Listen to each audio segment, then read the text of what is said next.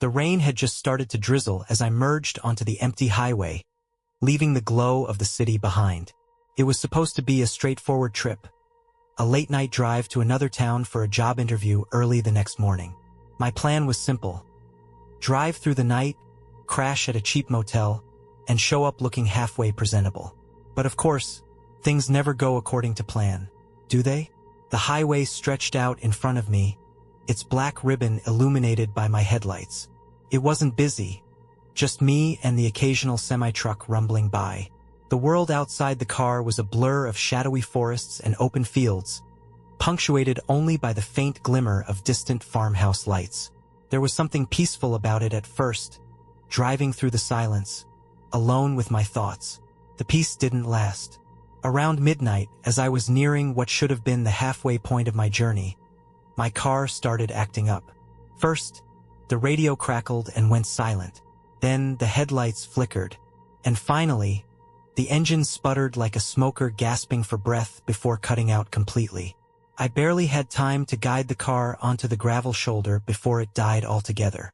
I sat there for a moment, gripping the steering wheel, hoping, praying it would somehow spring back to life. But when I turned the key in the ignition, all I got was a hollow click. "Great," I muttered, slumping back in my seat. It was dark now, the kind of dark that feels heavy, like it's pressing in on you. The forest on either side of the highway loomed like a black wall, the trees gnarled and swaying slightly in the breeze. My phone had no signal, not surprising out here in the middle of nowhere, and there wasn't a single car in sight. I stepped out of the car, my breath misting in the chilly air, and popped the hood. Not that I knew much about engines, but I figured I might as well take a look. The flashlight from my glove compartment cast a feeble beam, barely cutting through the darkness. As I leaned over the engine, trying to make sense of what I was looking at, I heard it, a scream, faint at first, distant, almost swallowed by the wind, came from the forest. I froze, flashlight trembling in my hand. My first thought was that I must have imagined it. Maybe the wind through the trees was playing tricks on me. But then it came again. "Help! Somebody! Please help!" This time it was clearer, more distinct, and undeniably human. It was a desperate, panicked cry, the kind that sends a chill down your spine because you know whoever's screaming is in real trouble. I glanced around, half expecting to see someone stumbling out of the woods, but the road remained deserted. My pulse quickened. "Hello!" I called out, my voice sounding small against the vastness of the forest. "Is someone out there?" Silence. I strained to listen, the rain dripping from the trees the only sound. Then, just as I was about to dismiss it, the scream came again, louder this time. "Please! I need help!" It was coming from deeper in the forest, off to my left. Every instinct screamed at me to stay by the car, to stay in the relative safety of the open road. But the voice, there was something about it, a rawness, a pain that I couldn't ignore. What if it was someone in danger? What if they were hurt and needed help? I swallowed hard, grabbed my flashlight, and stepped toward the tree line. The forest loomed before me, a tangled mess of branches and shadows. The beam of light wavered as I hesitated, one foot hovering over the boundary between the gravel shoulder and the damp earth of the woods. "Hello!" I called again, louder this time. The only reply was the rustle of leaves and the faint whisper of wind.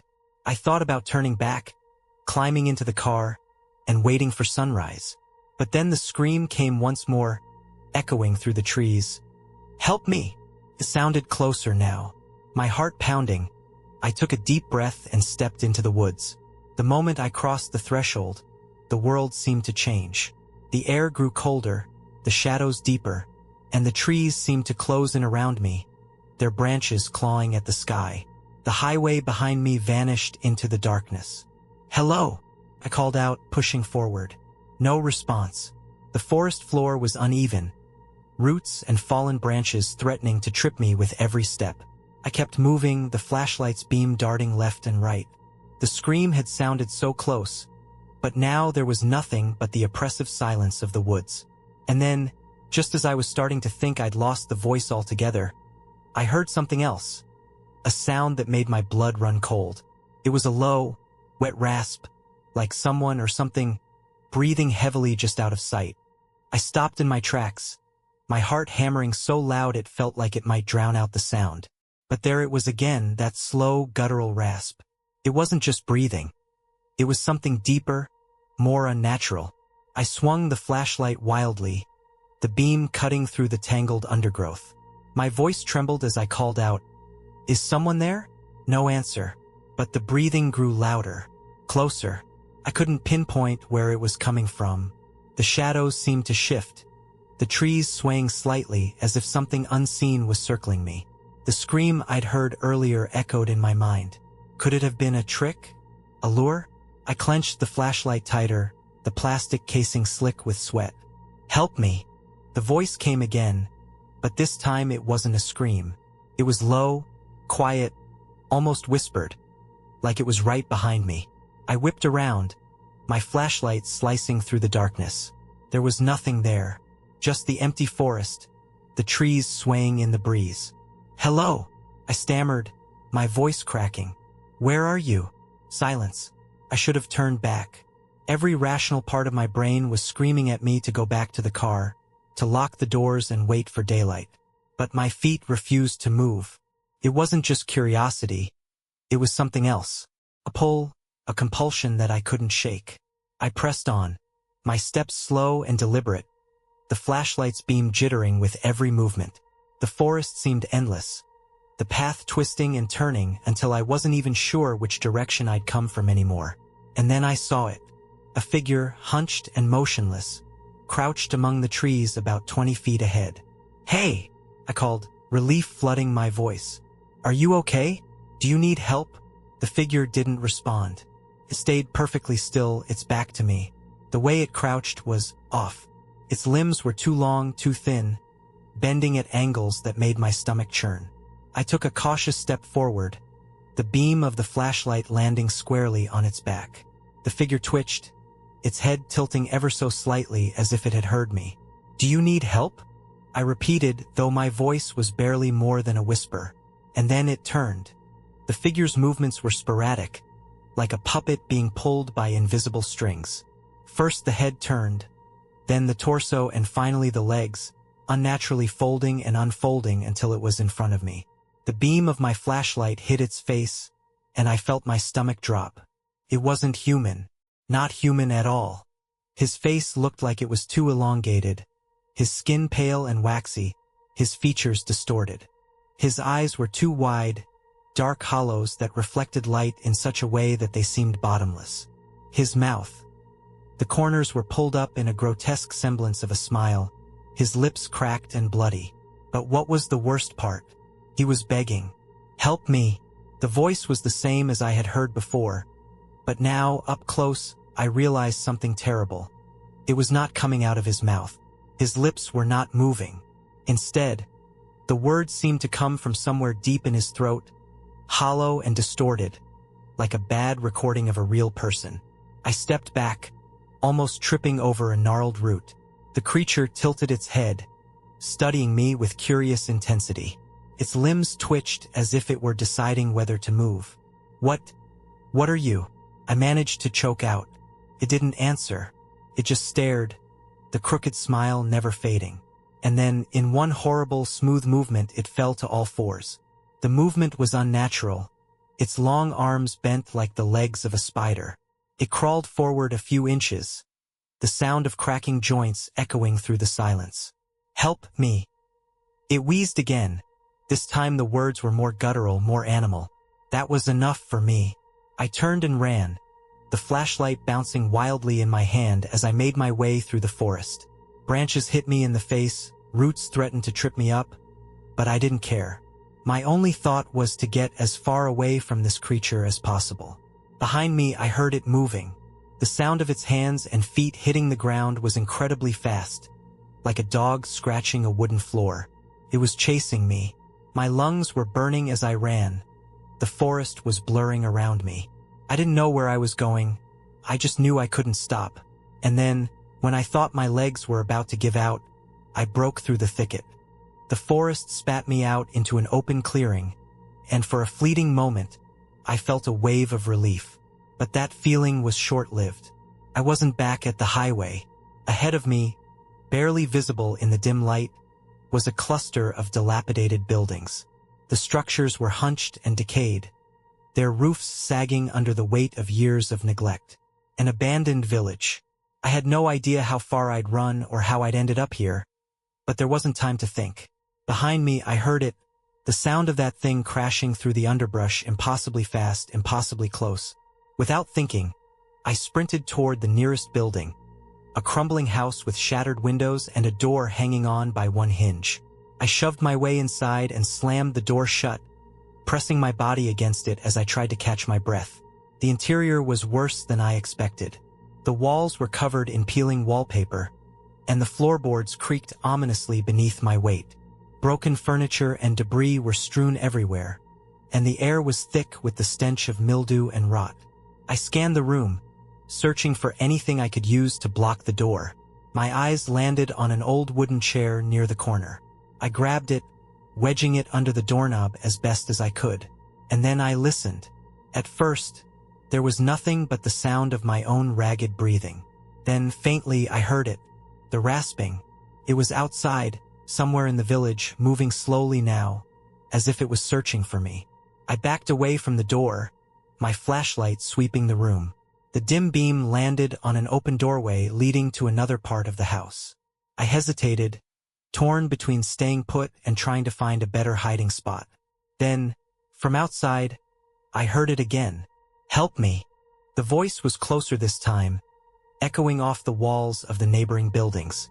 My stomach clenched as I realized it wasn't just imitating a voice. It was calling for me. I crept toward the inner doorway, the floorboards groaning under my weight. The room beyond was a kitchen, or at least what was left of one. Rusted appliances and shattered glass littered the floor. A small window near the back wall offered a glimpse of the outside, but it was too small to climb through. I scanned the room for anything that might help me. Something I could use as a weapon, a place to hide. Anything. My flashlight caught the glint of a long, rusted knife lying on the counter. It wasn't much, but it was better than nothing. Grabbing the knife, I crouched low, trying to quiet my breathing. The rasping was louder now, just outside the house.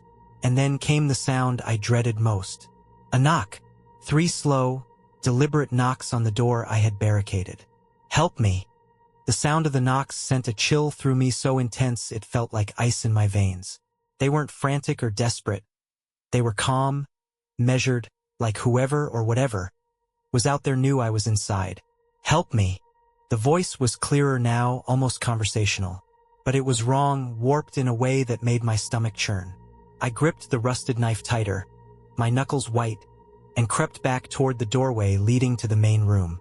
The chair was still wedged under the doorknob, but the door itself looked fragile, the wood splintered and swollen with age. For a moment I thought maybe the thing would move on. Maybe it would decide I wasn't worth the effort and leave.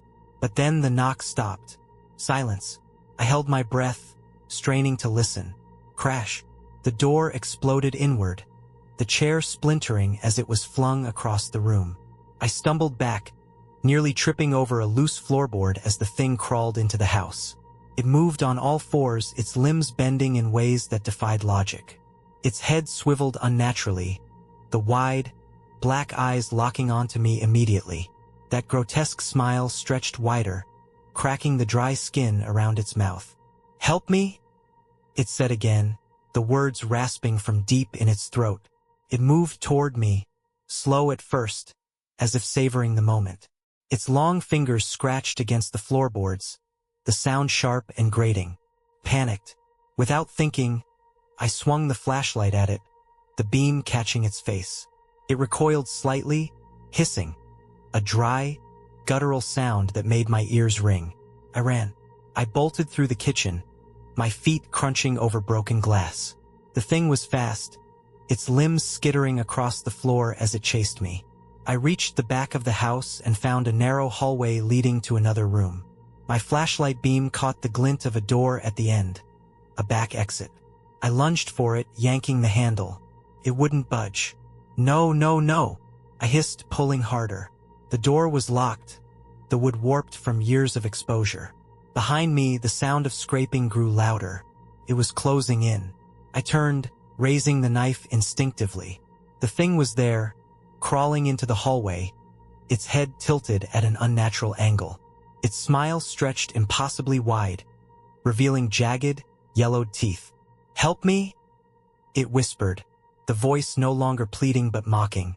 Desperation surged through me. I raised the knife and screamed as I swung it, slashing wildly. The blade caught its arm, tearing through the pale skin. Black, tar-like liquid oozed from the wound, but the thing didn't flinch. It just kept coming, its smile never faltering. In a last-ditch effort, I threw myself at the locked door shoulder first. The wood groaned, then splintered as I crashed through, tumbling out into the night. I hit the ground hard, the damp earth trembling in every bone of my body. The knife flew out of my hand and disappeared into the darkness. My flashlight flickered wildly as it landed a few feet away, casting chaotic beams of light onto the forest beyond the village. Behind me, the creature made a sound I hadn't heard before, a low, guttural growl that turned into a piercing, almost human scream. The hairs on the back of my neck stood up. I jumped to my feet, grabbed my flashlight and ran towards the trees.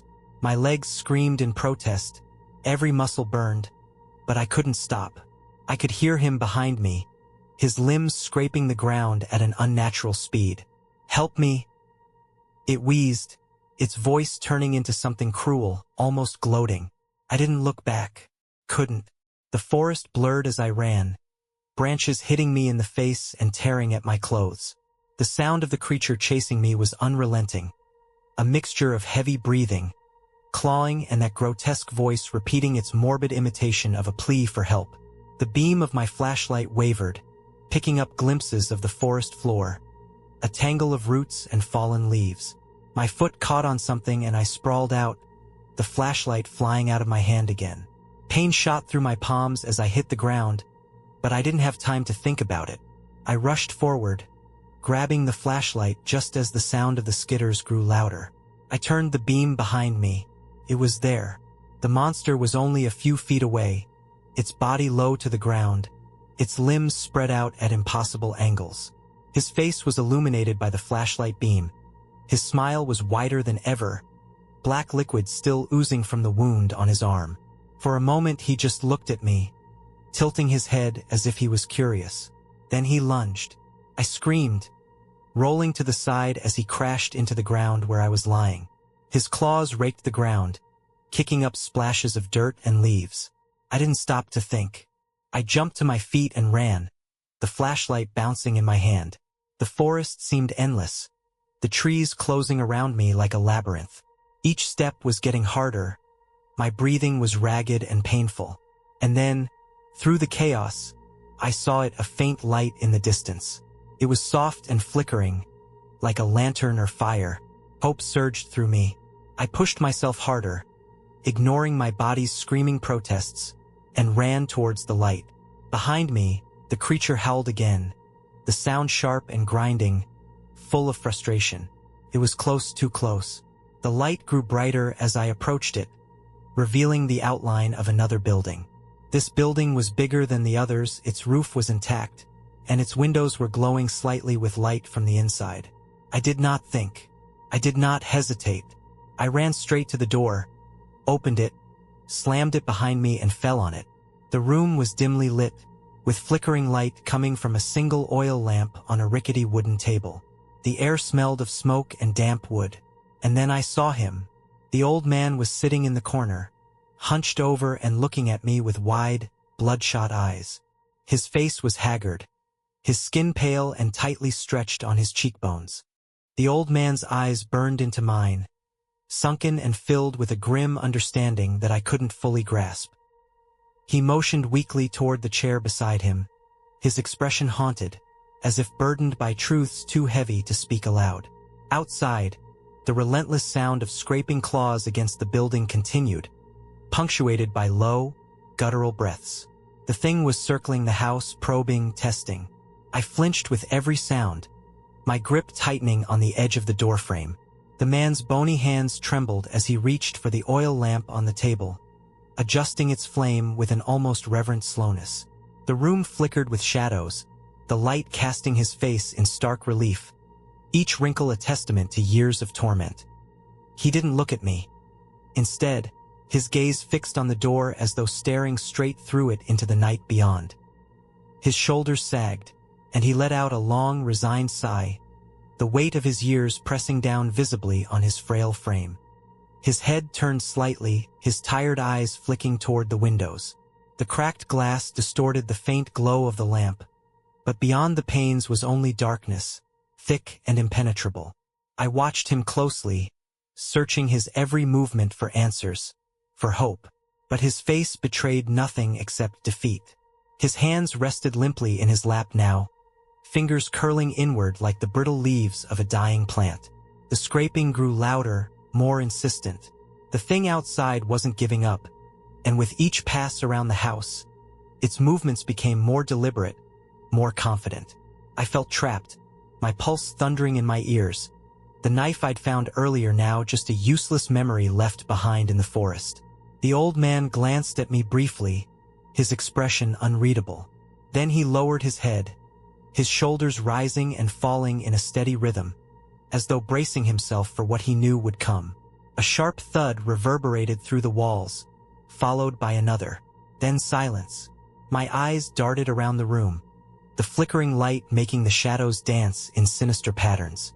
I didn't dare breathe, my body stiff with tension as the seconds stretched into an unbearable eternity. The silence broke, shattered by the familiar rasping voice, now just outside the door. "Help me." The sound was a grotesque mimicry of a plea, hollow and distorted, yet eerily human. The old man didn't move this time. He sat still, his face ashen, his eyes squeezed shut. I pressed my back against the wall, trying to steady my breathing, trying not to listen. But the voice came again, softer now, almost coaxing. "Please, help me." The voice outside clawed at my resolve, each distorted word filling the room like a presence of its own. The old man remained still, his head bowed, as if ignoring the sound would make it disappear. The door quivered under the weight of silence, the faint creak of shifting with the only sign of the tension building. My every instinct screamed to act, to do something. But what could I do? Outside, the thing lingered, patient and relentless. I scanned the room again, my eyes darting from the flickering oil lamp to the shadows stretching across the walls. There was no escape. The windows were too small, the back door barely a splintered memory of its former self. Then, from outside, came a sudden burst of movement. A scraping sound, harsh and deliberate, began circling the perimeter of the house. It stopped near one of the windows, and for a fleeting moment, I saw it. Its pale, distorted face pressed against the glass, the eyes gleaming in the dim light, black and bottomless. The smile was still there, twisted and cruel, its jagged teeth just visible through the cracked pane. I froze, my breath catching in my throat. The thing didn't move, didn't blink. It simply stared, as if it were studying me, savoring the fear radiating from my every pore. A sound broke through the silence, the creak of the chair as the old man slowly rose to his feet. His movements were deliberate, almost ritualistic, his thin frame casting a warped shadow on the wall. He reached for something on the table, a small bundle wrapped in cloth, the edges frayed and stained. Without looking at me, he unwrapped the bundle, revealing a handful of strange objects. A shard of blackened metal, a brittle piece of bone, and what looked like a scrap of parchment covered in incomprehensible symbols. His gnarled fingers trembled as he arranged the items in a specific pattern on the table. The thing outside pressed harder against the glass, its breath fogging the window in uneven bursts. It didn't speak now, it didn't need to. Its presence alone was enough to suffocate the room. The old man lit a match, the tiny flame flickering wildly before he touched it to the parchment. The fire consumed the scrap in seconds, the acrid smell of burning paper filling the air. The light from the lamp dimmed, the shadows in the room deepening, shifting unnaturally. The thing outside hissed. It was the first time I'd heard it make a noise that wasn't a mockery of speech. The sound was sharp and guttural, filled with rage. It jerked back from the window, disappearing into the night. For a moment, the house was still. The air hung heavy, charged with something I couldn't explain. The old man slumped back into his chair, his face pale and glistening with sweat. Whatever he'd done had worked, for now. But his hollow gaze told me everything I needed to know. This wasn't over. The silence that followed was suffocating. My breathing was shallow, each inhale scraping against the dryness in my throat. The thing was gone for now, but the atmosphere in the room remained tense, like a tightly wound coil ready to snap. The old man sat motionless in his chair, his chest rising and falling as though every breath was a struggle. The burned remains of the parchment were a smoldering mess on the table, the blackened edges curling inward. The acrid smell lingered, sharp and bitter. Outside, the night had turned unnaturally still. No wind, no distant rustling of trees, not even the chirp of crickets. It was as if the world itself was holding its breath. The oil lamp flickered, its light growing weaker. Shadows stretched across the room, their shapes twisting and writhing like living things. My eyes darted to the corners, where the darkness seemed to deepen, pressing in closer. Then I heard it, a whisper. It wasn't the rasping voice of the thing outside. This was softer, fainter, like a distant echo. The sound came from nowhere and everywhere at once, filling the room with a low murmur of unintelligible words. The old man's head snapped up, his eyes wide with panic. He gripped the edges of the table, his fingers digging into the wood as his gaze darted around the room. His lips moved soundlessly, as though he was trying to speak but couldn't form the words. The whispers grew louder, overlapping, a chaotic symphony of voices that grated against my nerves. The shadows on the walls thickened, stretching like black tendrils toward the center of the room. I backed away, pressing myself against the wall. My hands were trembling, slick with sweat, as I clutched the flashlight like it was the only thing tethering me to reality. The beam flickered, dimming in unison with the failing lamp. The old man stood abruptly, knocking over his chair. His movements were frantic, his eyes wild as he stumbled toward a small cabinet in the corner. He yanked open the doors, pulling out jars filled with strange, unidentifiable substances. He muttered under his breath, the words quick and jumbled, as if reciting some desperate mantra. The whispers rose to a deafening crescendo. I dropped the flashlight, my hands flying to cover my ears, but it didn't help. The sound wasn't just around me, it was inside me, rattling in my skull. My vision blurred, the room spinning as the shadows crept closer, darker, more alive. The old man turned to me, his face twisted with fear and urgency. He held up one of the jars, its contents glowing faintly, a sickly green light that pulsed in time with the whispers. His mouth moved, but I couldn't hear him over the cacophony. Suddenly, the shadows recoiled, shrinking back toward the walls. The whispers faded, their retreat as abrupt as their arrival. The oil lamp flared, its light bright and steady once more. The room was silent again, but the air was thick with an oppressive energy, a feeling that something had shifted, something unseen. The old man dropped the jar onto the table, his hands shaking as he leaned heavily against the edge. His hollow gaze met mine, and in that moment, I realized the truth. Whatever he'd been trying to keep at bay wasn't just outside anymore. It was in the house. The stillness of the room felt wrong, unnatural. My instincts screamed at me to run, but there was nowhere to go. The house, once a fragile barrier between us and the horrors outside, now felt like a trap, a cage that held something far worse within its walls.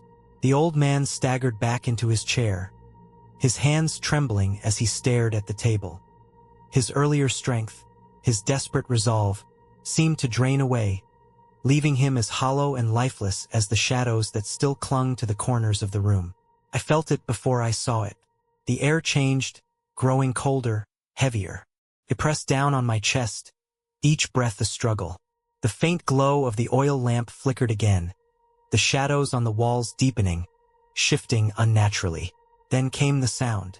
It was faint at first, a soft creak like an old floorboard settling under the weight of something unseen. The noise seemed to come from the hallway beyond the kitchen, the narrow corridor where the back door had been broken down.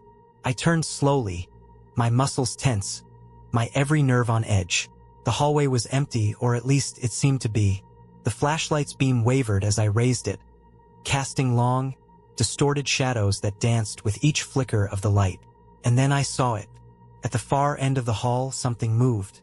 A shape, indistinct, shifting, like a smudge against the dim light. It was subtle at first, almost imperceptible, but as I focused on it, the shape began to solidify. It wasn't human. The figure seemed to flow rather than walk, its movements unnervingly fluid. Its limbs were long and twisted, bending at unnatural angles. Its face was obscured, but I didn't need to see it to know what it was. It had followed me. The old man groaned softly, a sound of despair that drew my attention back to him. He was staring at the figure, his expression a mix of fear and resignation. His lips moved, forming silent words that I couldn't decipher. The figure in the hallway stopped, its body tilting slightly as if studying us. The shadows around it writhed, pulsing with a life of their own. And then it spoke. "Help me." The voice was quieter now, softer, almost seductive. It echoed faintly, the sound bouncing off the walls and filling the room like a physical presence. I backed away, the flashlight trembling in my hand. The old man didn't move. He seemed rooted to his chair, his gaze locked on the thing in the hallway. "Don't listen," he whispered, his voice barely audible over the pounding of my heart. But it was too late. The words weren't just sounds anymore. They were inside my head, twisting and warping, pulling at my thoughts. I felt an unnatural urge to step closer, to give in to the voice's pleading tone. "Help me," it said again, and this time the voice was layered, distorted, like multiple voices speaking at once. The old man clutched at his chest, his breathing ragged. His eyes rolled back, and he slumped forward, the last flicker of life leaving him as the thing in the hallway began to move again. It didn't rush. It didn't need to. It knew there was nowhere for me to go. The thing crept closer, its movements deliberate and horrifyingly fluid.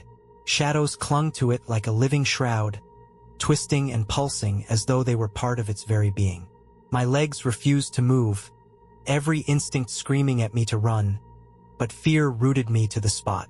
It was nearly upon me now, its twisted limbs reaching out, the grotesque smile etched across its pale, unnatural face. The voice echoed once more, softer this time, almost tender. "Help me." The words wrapped around my mind, filling me with a sickening dread and a pull I couldn't resist. My vision blurred, my pulse thundered in my ears, and just as its shadowy form loomed over me, I woke up. My eyes flew open, my breath hitching as I sat upright in my car. The cabin was silent except for the faint patter of rain on the windshield. I was still parked on the side of the road, the forest looming dark and foreboding on either side. For a moment, I just sat there, trembling. My shirt was damp with sweat, my hands shaking as they gripped the steering wheel. The dream, or whatever it had been, still clung to me vivid and raw.